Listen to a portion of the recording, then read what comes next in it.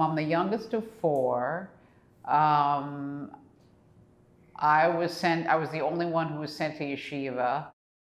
By seven, or 7 years old, I was in yeshiva.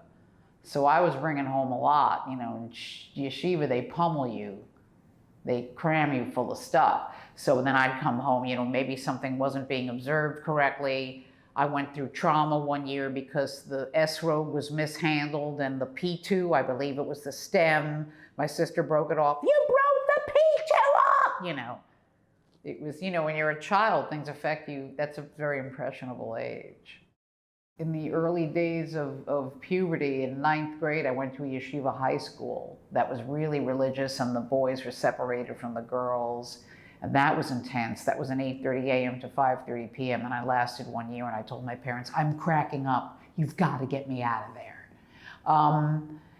And yeshiva, I remember, it wasn't church discipline, it was kind of Jewish discipline. So the kids, depending on the teacher, kind of had classroom rule. So we would terrorize certain rabbis and revere others.